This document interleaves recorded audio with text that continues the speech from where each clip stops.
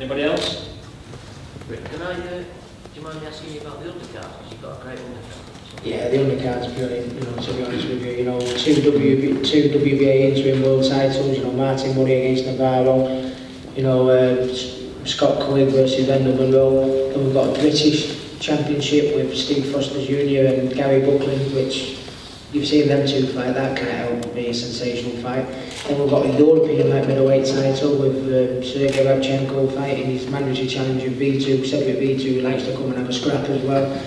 And with the lads on the undercard, you know, I mean, you know, Jazza Dickens, I think he's one for the, you know, for the future. Scott Jenkins, Adam Etches, Ashley Fairfame's on the bill.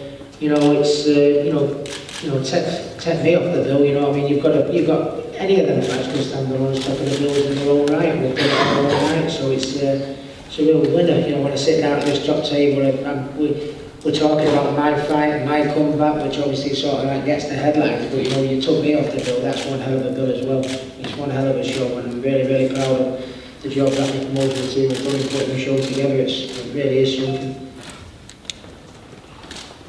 Ricky, with the other fighters, when did you actually take a step back from actually training them? Because obviously Rabchenko's on the bill and a couple of others.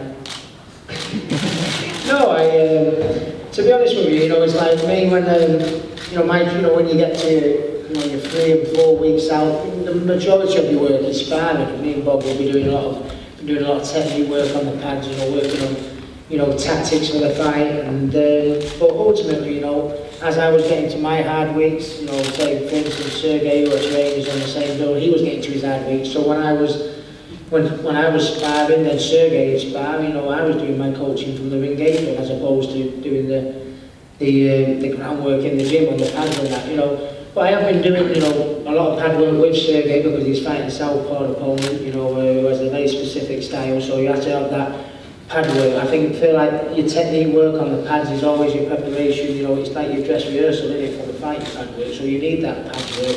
But, you know, whenever me and Bob have been having an easier day, I do a little bit of pads with the lads, you know, and then when obviously I was sparring, I had to take a back seat and let my assistant coach Mike Jackson take the reins.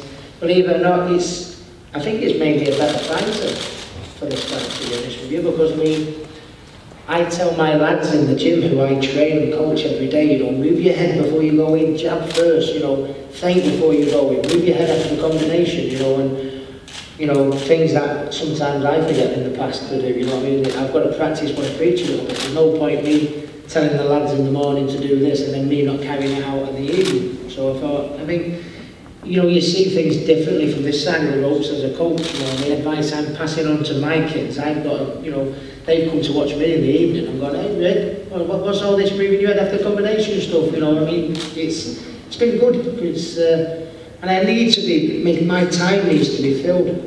You're going to be able to switch off Saturday night when they're in the ring? I'm sorry? You're going to be able to switch off Saturday night when they're in the ring? Absolutely, because, you know, Sergey's training couldn't be any better. He's looked absolutely sensational in training. And I know that my assistant coach, Mike Jackson, is there, you know, to pass on the tactics that I've, you know, set in place for it. So, no, not worried at all. The only thing that we'll be certain is that Sergey Rabchenko will put on another blistering performance. You know, you'll be well impressed. You'll see the further improvement that me and Sergey have done together.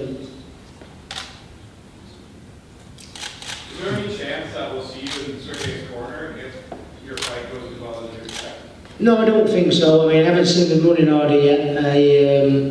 I think Sergey's on earlier on in the evening, so I mean, I need to concentrate, you know, on my own job. But I'll speak to Sergey in the afternoon, you know, filling in, go through the tactics, and you know, and Sergey's in good hands, you know. I mean, in the corner he's got his manager, you know, Philip Fondue, who's got a wealth of experience. Mike Jackson, my assistant coach, who knows what exactly I want from Sergey tactically. And we've talked from no end about, you know, what should happen if things go wrong, how he should adapt, how he should change his game plan and everything.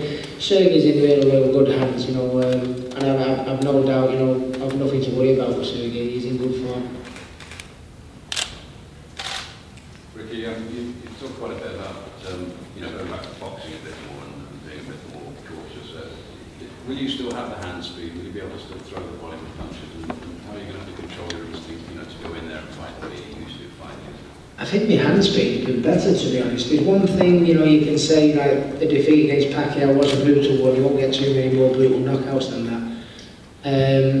You know, but, and I have, you know, burnt the candle at both ends, you know, outside of the ring, and I have had a lot of wars inside the ring, but I don't think I even prepared myself for being out of the game 3 years, what hunger it has given me, and what that seems to have made up for lost time in more ways than one. You know, I've got such a burning desire now, and you know, I've spent so many times, sulking about the Mayweather defeat, sulking about the Pacquiao defeat, that I've been able to look at them fights, and I look at it, you know, listen Ricky, you know, they were your 2 biggest fights, and that's when you did your 2 biggest, when I messed up, you know, too aggressive, too over-eager, too trying to jump all over them too quickly, and you know, I'm not the fighter I think I am if I don't look at them fights and not learn by it. You know, if you make, you know, if I make them mistakes all over again, then I'm not the fighter I think I am I? You know, so I think, you know, that I've spent so much time of, you know, soaking them. It's well documented where I end up, you know, driving myself insane, how I couldn't get over them 2 defeats, but they're working in my favour at the present day, because I can look at them, you know, we could need a mop and bucket when I'm leaving the ring, but no, you know, that's all about a champion. You know, sometimes, you know, life doesn't go great. Sometimes we have our problems, and you've got to be the champion and come back from it, or you can let it crumble you, and it won't crumble me on the night. You know, don't be harsh with yourself, Ricky. You've had a career you should be proud of. If I think it, I think it. It doesn't matter what anybody says to me. I've got to do this for the sake of my life, not just my boxing career, for my life. And I know there's going to be a few critics out there, you know, so let's say, nah, he won't come back the same. Well, just give it the chance Saturday night.